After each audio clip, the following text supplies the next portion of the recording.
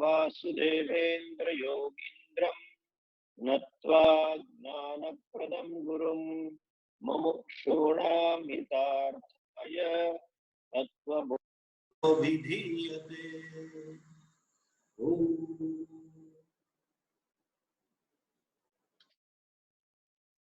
Namaste to all of you. As last time we saw these three states: waking, dream, and sleep state. These are the three universal, you can say, mistakes generally. These are the three upadhis, they are called upadhis. These three bodies are called upadhis. Why it is called upadhi? The very definition of upadhi is upa samipe stitva swadharman adhatte gunadharman. By just being in the near presence, it imparts its own gunadharmas, its own attributes to something which is near to it. The classic example we have, that is called as crystal and the flower. When a flower is placed near the crystal, crystals assumes as though the color of the flower. Now, this is a beautiful example because it is quite similar to what we experience. Just as in case of crystal, you cannot remove the color from the crystal. You have to just understand that color doesn't belong to crystal. If you put a red flower, it will look red. If you put yellow flower, it will look yellow. Green, it will look green. So, it is to be understood, crystal is colorless in spite of appearing to be colorful. So, we have to understand that color belongs to something which is adjacent to it, not the crystal. This is purely cognitive. So also, I am not the body, mind, conscious, body, mind, etc. is purely cognitive. A crystal never ever gives up its purity in spite of being colorful, appearing to be colorful. I can use the word in spite of its association with a flower, in spite of its association with color, it still remains colorless. So also the self, in spite of being connected or associated with the body, all these three bodies, self is Nitya Shuddha. Understand the word? You might have heard the word Atma is Nitya Shuddha. It is ever pure. Ever pure bliss consciousness, something like that they say. What does it mean, ever pure? That it can never become impure. Okay, ever pure means so-called impurities are the attributes, incidental attributes given to the self because of its association with the body, mind, complex. Nothing else. You cannot say that it is impure and becomes pure. Understand? Crystal remains pure in spite of attribute of being yellow or green or red. So also I, the consciousness, the self, is ever pure in spite of being or in spite of appearing to be subject to birth and death, in spite of appearance that I am male or female, or I am happy, unhappy, etc. I am dreamer, waker, sleeper, etc. All these are incidental. What is incidental? Just incident of flower being adjacent to crystal. The incident that you place a flower near the crystal gives incidental color. I happen to be in association with Upadhi, that is there. And that to take the crystal as colorful is a mistake. And that mistake is, in a way, like that. This mistake, I am man or woman, or I belong to this country, Indian or American or Japanese or Canadian or African or etc. Or I have a husband or a wife or a brother or sister or daughter or son, etc. Some of the mistakes are universal. Then little happy son or unhappy son and unhappy father and unhappy mother, etc. is relative, subjective. But this is universal. And when it is universal, the cause of the mistake, ignorance, is also universal. When you take the crystal to be colorful, it is purely out of ignorance. You don't know the difference between the two. There is no viveka between the color and the crystal. So also this. So understand Atma Anatma Viveka, or what is Satyam, that is purely cognitive. You have to appreciate that. To say or to appreciate I am not the body, you need not remove the body. Okay, you need not remove the flower to say that color crystal is colorless. Now further, these three shariras we saw, there is another way of looking at it. There is another way of seeing the mistake. So that is called kosha.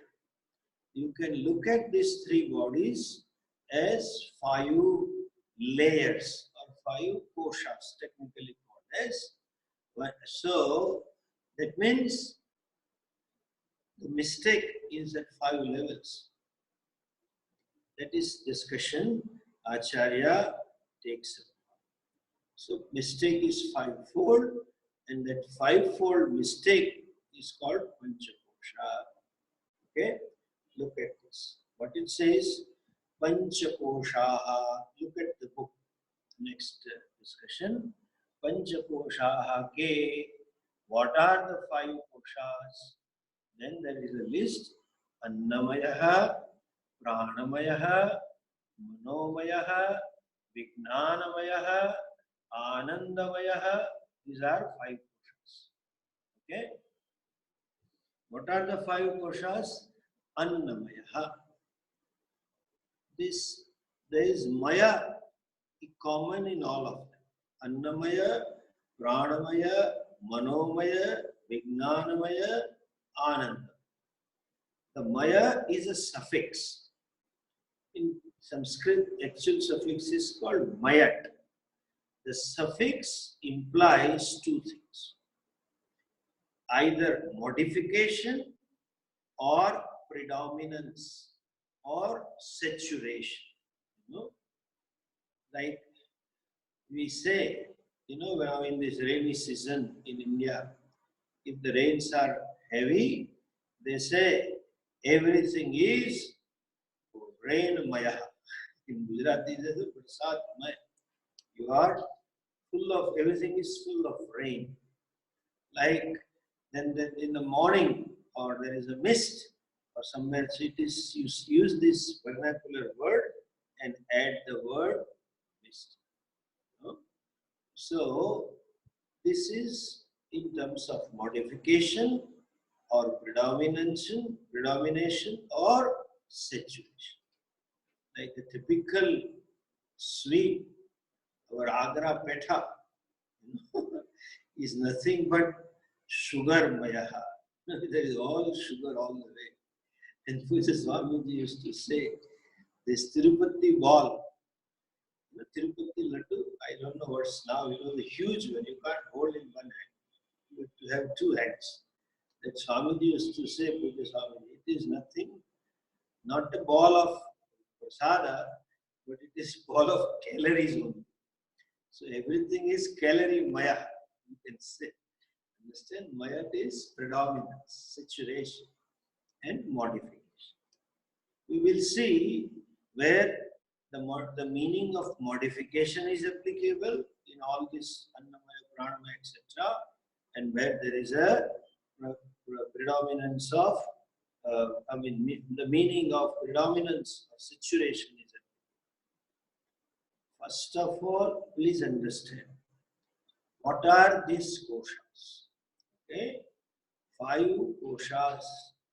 What is a kosha?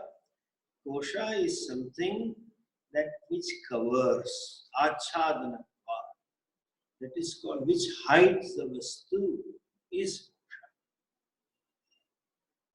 So, when you say there are pancha koshas, that means 5 things hide the atma. Okay.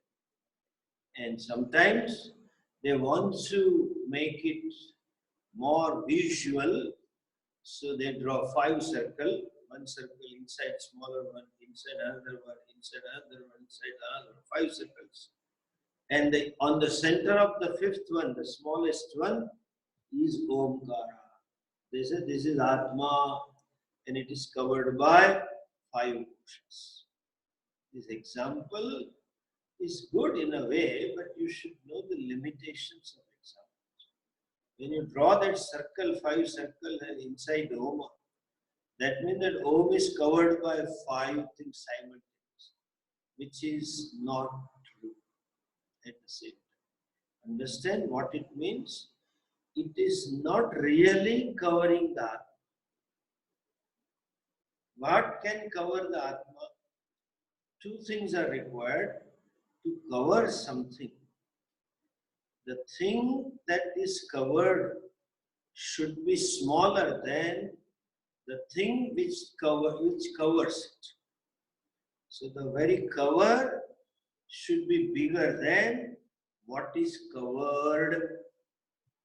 So if Atma is covered and these Panchakoshas are covered, who cover the Atma, then they all should be bigger.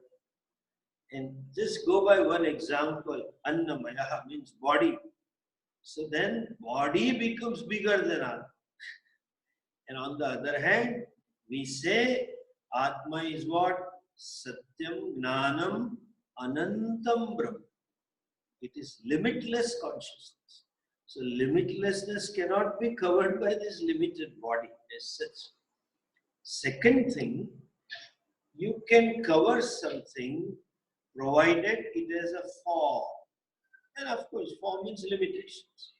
When the self is formless, how are you going to cover the self? So, they are not in a literal sense covering, they are as though covering. As though covers. What way they cover? They cover in this sense. Look at this. Look at this, look at me. I am showing you one little finger. The little finger is so small, it can hardly cover some small whiff of blade of grass. Not even these airports it can cover. It just cannot cover the airport. It is small. But I can say it can cover the entire world. It can cover the sun, whole universe. How? If I put my finger over here, near the eye, if my little finger covers my eyes, it as though covers the entire universe. Understand? It is not really covering. We had in the school, primary section, I guess, maybe secondary. In Gujarati, there was a beautiful poem. Now I realize the meaning of it. I'm sure that time teacher taught us something. I don't remember what the teacher taught and what we understood. But we mugged up, we had remembered that poem, and we had written the answers in the exams about the poem. But that was the essence of Vedanta. Some of you, those who know Gujarati here, can listen this word. Tarna othe dungar, dungar koi dekhe. Tarno means a whiff of blade. Othe means behind. there is a mountain behind the whiff of the blade. Everybody sees only that whiff of the blade. Nobody sees the mountain. What a loaded thing. It's similarly, Annamayaha means, Pranamayaha means, these are the 5 places or 5-fold mistakes that I can commit. I tend to commit. Let us just take it for the time being till I explain you in the next point. That Annamayaha is gross body. So gross body covers that. How? When I am identified with the gross body, since I take myself to be the body, I have been blessed with buddhi. Buddhi's attention is like on the grass and you don't see something behind, which is much bigger. So also you are so entangled in the body itself that I see myself as only body. Then the body becomes kosha. It as though covers the earth. It really don't cover the earth. But that person, individual who is limitless consciousness, somehow identifies with the body and says, I am man and woman and such age and such a nationality, such and such a religion, such and such a relationship, etc. All that. That start with accepting myself as a body. That is confounded mistake we all have. So, since the mistake is universal, these 5 koshas, but all of them are called kosha. Okay? So, Annamayaha, he gives the list. Pancha kosha. I repeat, they really don't cover. Just as my vision gets clouded, covered by this little finger, my buddhi, the seat of knowledge, where there is a conclusion, where there is a self-awareness, in that buddhi somehow takes itself to be, somehow identifies with the body. Therefore, body is called Annamaya. Okay? And Annamaya means modifications of food. Here, mayat is in the sense of modification. Annamaya. Then Pranamaya.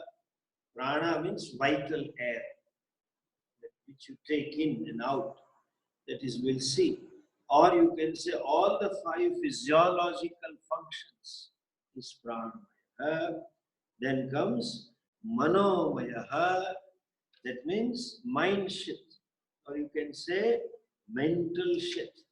What is mind, that we will see, and that we'll talk about all other functions of the mind. And with that I identify Vijnanamaya.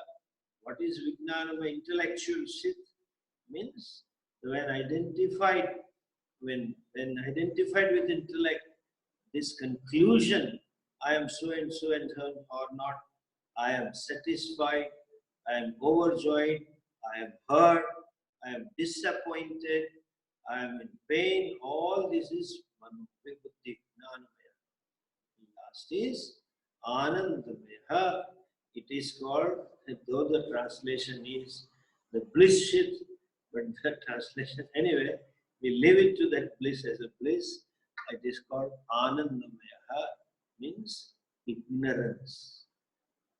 Ignorance itself is a shit. Taking myself to be happy because of something, that itself becomes a kosha. That is Anandamaya. We will see them in detail one by one. Look at this, the definition. Let's go to the details. Here there is just enumeration.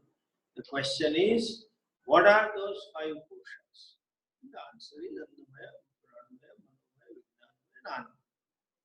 What is Annamaya? Let me see this. Annamaya kaha. Look at the book. Annamaya kaha. What is Annamaya kosha? Then he says, define the Annamaya kosha.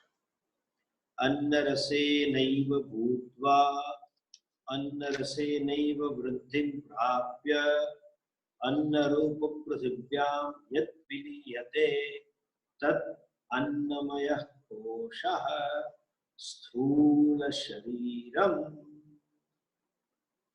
Okay, that which annarasenaiva bhutva, that which comes into existence because of the essence of the food, and that it annarasenaiva vruddhim prapya, which grows only again because of the essence of the food, and which again resolves into Mother Earth, which is referred as food here.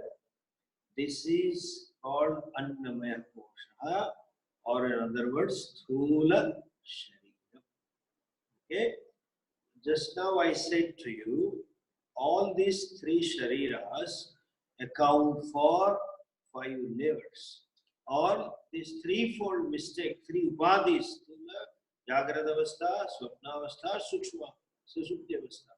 All the 3 upadhis can be looked at from the other way of looking at is that there are 5-fold koshas. So first Annamaya is Jagradavastha or Sthula Sharira Abhimani. Pranamaya, Manomaya, Vijnanamaya is Sukshma Sharira. And Anandamaya is Karana Sharira. We'll see the detail. Now look at this.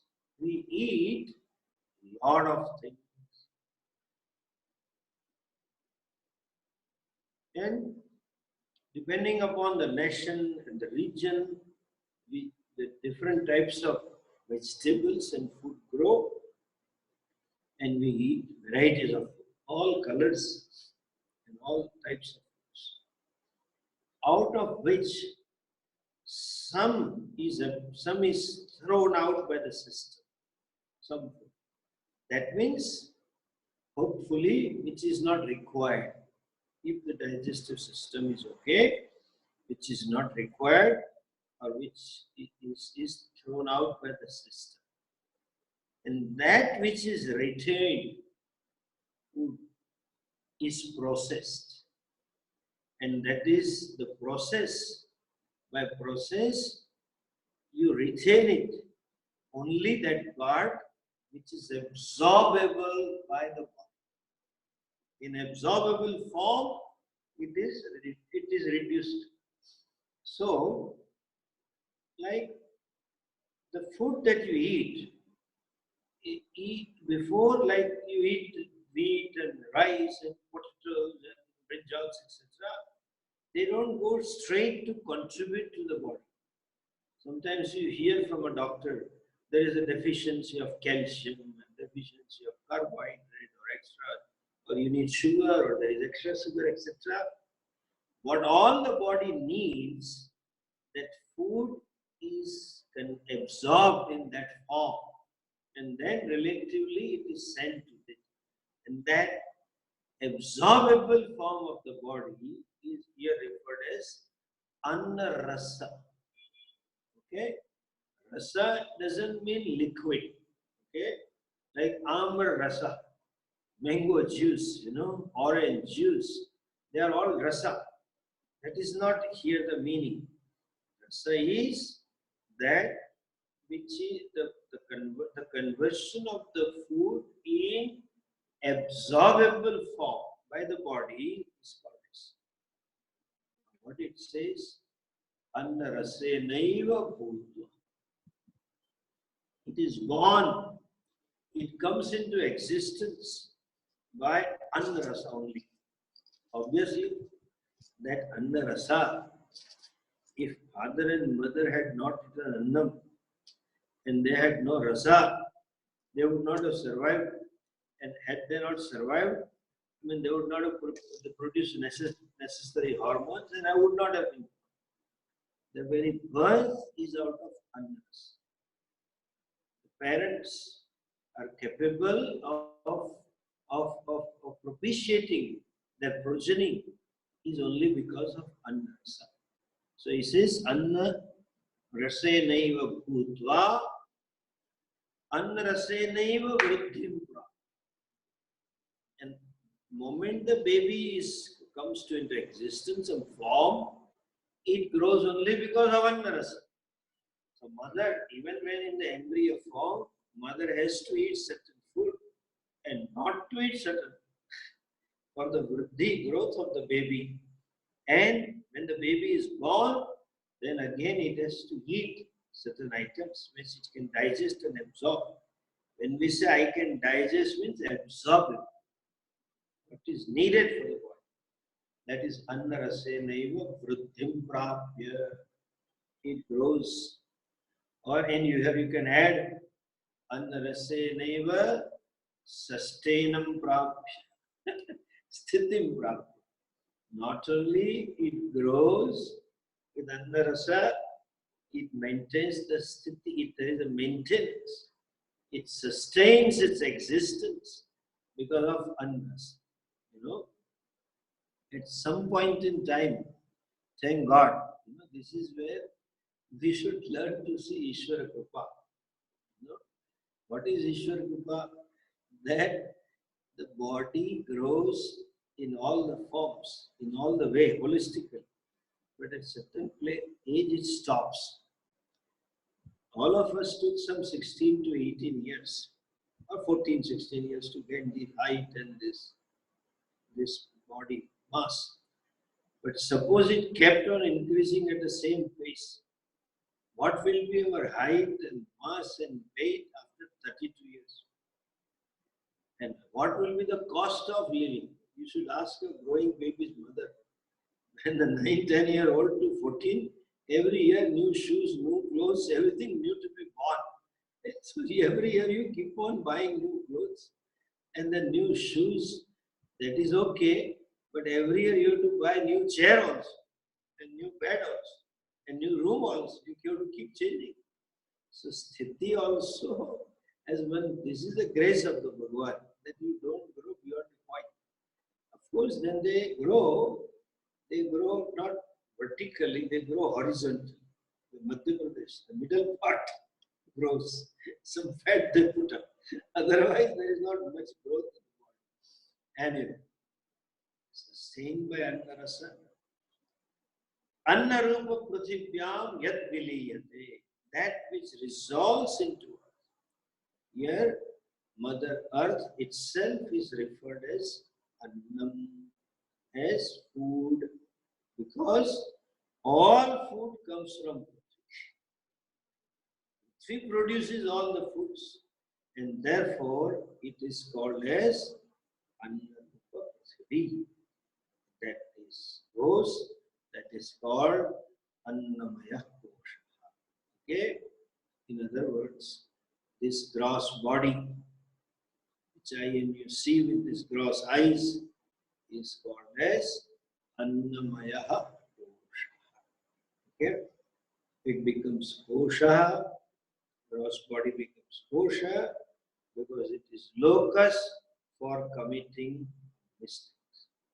It as though covers my understanding about the Atma, and the self is mistaken to be Annamaya. Self is taken to be the body. And last time while talking in the beginning itself, I had given this example. Body is not I that we say from child. Why? Anything belongs to me is never I. That which is mine is not I. This is my car. That means I am not a car. This is my job. I am not the job. This is my pet. I don't become a dog or cat by saying this is my pet. Now look at this. I had told then only, the entire part of the body we referred as mind. Even a 2-year baby, 2 or 3-year-old, when has learned few things, and the mother holds his hand and asks, "What is this?" The baby says, "This is my hand." "What is this?" "This is my head." "What is this?" "These are my ears. These are my eyes. This is my nose. This is my lips. This is my teeth, my chin, my cheeks, my shoulders, my head, my tummy. Mother also makes him to sing. What is this tummy? My tummy, my legs. Everything in the body is mine. And I am this. Nobody says I am body. But that, the guna, the attributes of the body is taken as my attributes.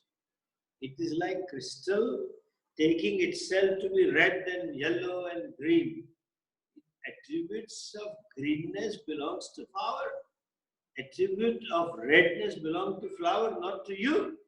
Similarly, maleness, femaleness, young, youthfulness, old age, etc., fatherhood, sonhood, daughterhood, motherhood, etc., belongs to body. This particular body was born from these two couple. This couple, therefore, they are my father and mother. Father and mother is incidental with reference to body. To say I am not the body, don't say hey, you are not my father. Let him, poor fellow, feel fatherly for you. And poor fellow ladies should feel for motherly for you. As I said, this is purely cognitive. That the crystal need to know I am colorless is cognitive.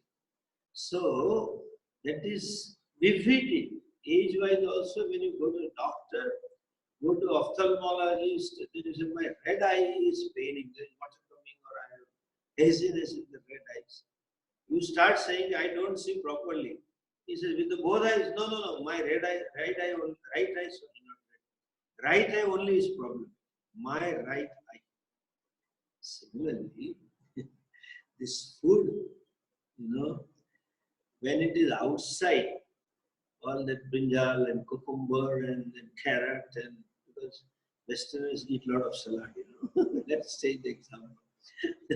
They don't take roti, dal, etc. And this all rice, and the outside, I look upon them differently. And when that rice gets into my stomach, when the dal gets into my stomach, when the vegetables and salads gets into my stomach, I have a different attitude. They become part of my body. Brinjal is no more brinjal, or potato is no more potato. After being eaten, it is absorbed and it becomes, I have a different attitude. Formally, they say, there is a saying, I ate yesterday half a kilo of ice cream, my God. I ate this salad, which is 120 grams. I ate 400 grams of salad I ate. That's a weight of salad. That's a weight of half a kilo ice cream. Then, having come home, you say, what is my weight? Then it is my weight. Normally, it is the weight of the ice cream or salad, then it becomes my weight. So, this is a mistake. Taking I to be the body is a mistake. That is Annamaya Kosha. That becomes a kosha as though it covers by creating an I sense in these modifications of food. Now let us say Pranamaya Kaha. Next.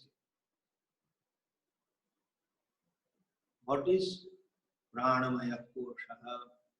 Pranamaya means vital air shed. Okay? The definition is Pancha Pranadyaha, Pancha Bhayavaha, Vagindriyadi Panchakam, Pranamaya Kosha. Look at the definition. Beginning from Prana, all the fivefold pranas, Vayavaha, and along with Vagadi Indriya Panchakam, 5 senses of perception, or action, Vak means speech, etc., that becomes a Pranamaya Kosha. Okay. So, prana, the beginning from prana, five, four, pancha prana. Pancha, what are pancha pranas? Prana, apana, vyana, udana, sama. This is pancha prana. And then five senses of action, which are on the speech, etc. Speech, hands, legs, etc. They all make it as a pranamaya kosha. Okay? This pancha pranaha can be referred as five physiological functions. Okay? Respiration, etc. It is an expression to denote five physiological functions. Pancha pranaha is an expression. At the same time, pranadyaha, because these are prana. First is prana means respiration. Respiration is a main function. You can survive as long as you respire. Of course, there are other means of person dying, but then this is a primary thing.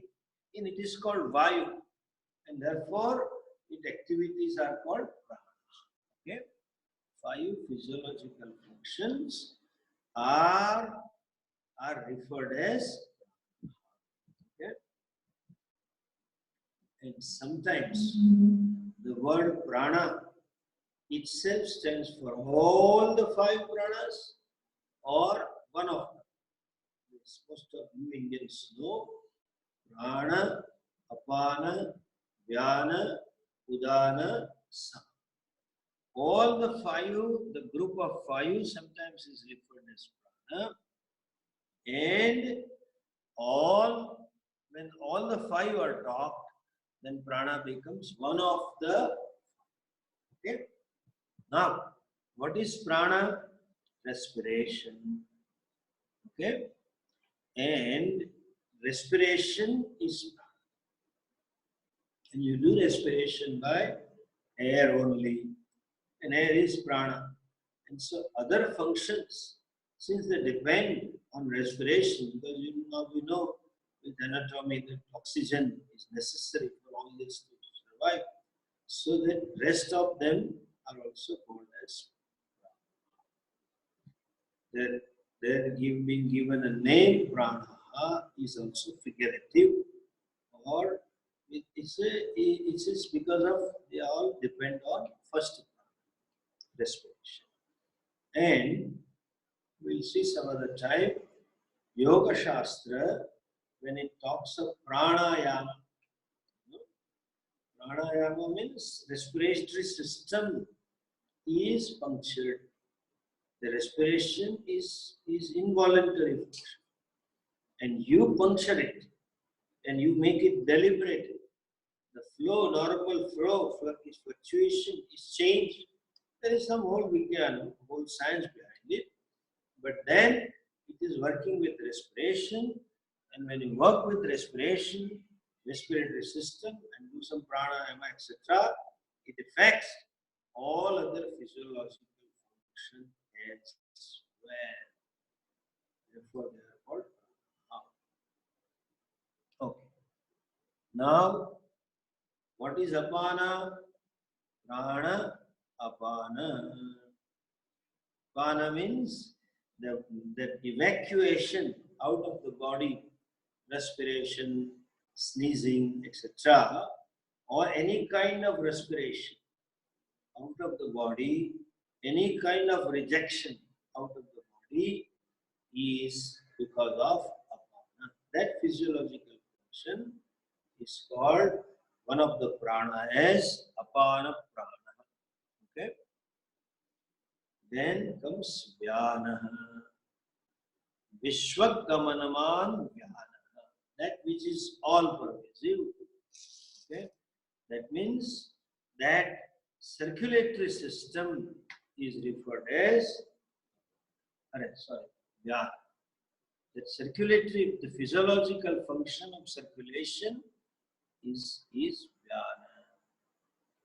And that vyana Because of the circulatory system, body gets the necessary strength.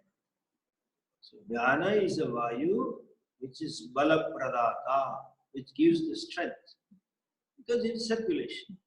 And the circulation is the necessary for gaining the necessary elements that which is being absorbed during this process of circulation. So this Apana, Prana, Apana, Dhyana, Vishwakaman, then is Samana. Samana means Samikaranavan. The process of assimilation, process of digestion is called Samana. Anything that we eat is converted into metabolic food, and that metabolic food is converted into energy, and that conversion process is because of which that is called Samana. Samikaranavan Samana. That which equalizes everything. The outside there may be potato and brinjals and ladies' fingers and all kinds of things, spinach and etc. But once they get in, they are all resolved into this absorbable material, converted into metabolic food and then ultimately the energy. So, Saman. Then comes Udana. Udana means just throwing out. Utkiranaman, that which reverses all the process. Done. And that is, you can say, ejecting engine, first engine. When the Jivatma, it leaves the body, the Udana Vayu throws him out of the body. So, these are all Pancha Prana. Themselves are Koshaha. Why Koshaha? We commit a mistake of this. I am hungry, I am thirsty, I am weak, I am strong, etc. That is because of identification with Pranamaya Kosha. Seeing myself as Prana. And here Mayat is in a sense of predominance of air. It is the same Vayu which works through all this. And therefore it is saturation or predominance of Prana. Then comes Manomaya. Look at the definition. Manomaya kaha. What is Manomaya kosha? It says Manascha Gnanendriya Panchikam Militva Bhavati Samanomaya kosha. That which consists of what? Mind and Gnanendriya Panchikam. 5 senses of perception. Gnana means knowledge. Indriya means senses. Panchakam is a group of 5. All the 5 senses of perception put together and the mind put together is Mano. In Pranamaya, there are Prana and 5 senses of action. Here, 5 senses of perception. All of them makes it. Now, yes, Manomaya. That Manaha is the seat of emotions, seat of doubts and volitions, seat of reactions and instinct. So, this mind with 5 senses of perception constitute the Manomaya. Okay? All emotions is a portion. How? Look at simple example.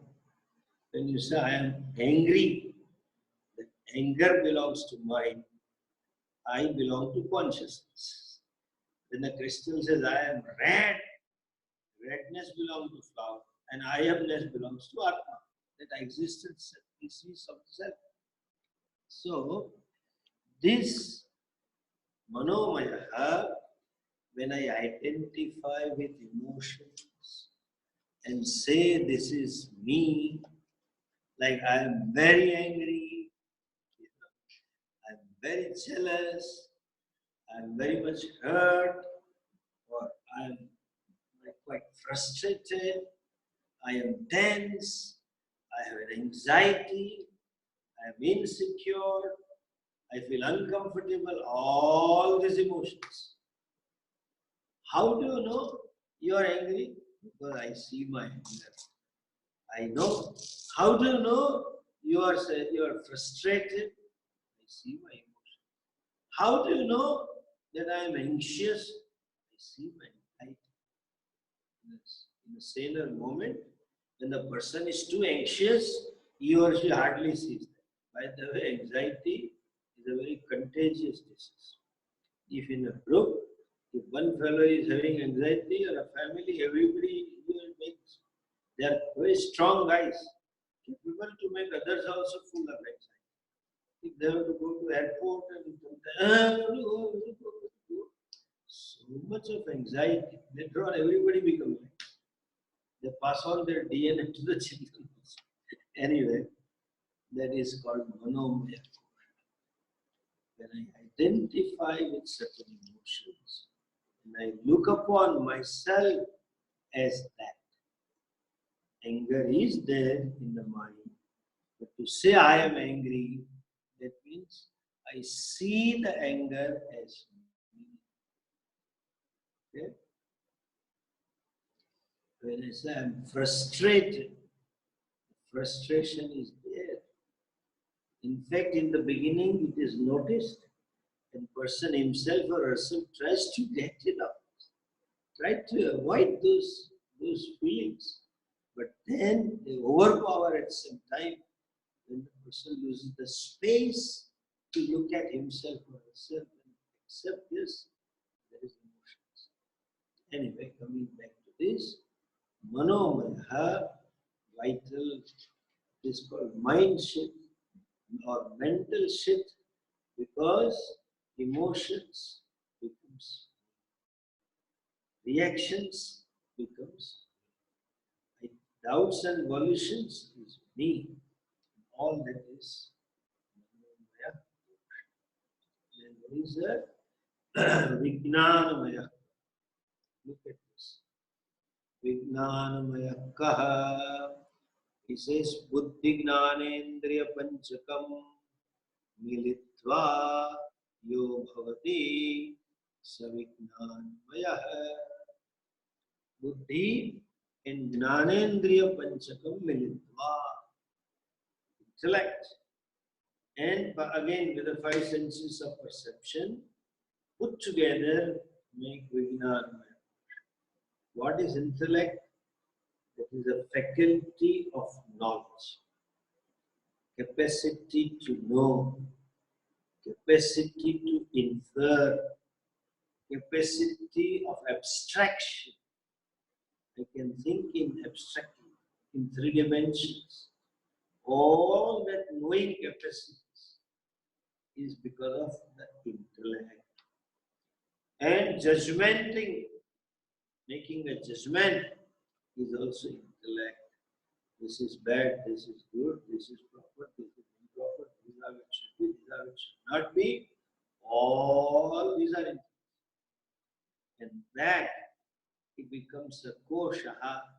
When I say I am very powerful, I am very satisfied, I am an engineer or doctor, nobody is like me.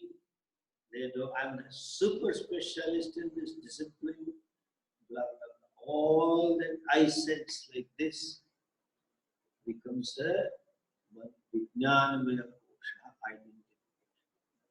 One is identified with buddhi, and the buddhi and the mana, intellect, the mind, always change. They are always changing, and in both ways.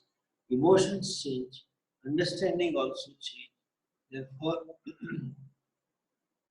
the person, the Jivatma, who is identified with these two, is always changing. Whereas the Jivatma doesn't want the change at all. It doesn't want anything to go for good or comfort.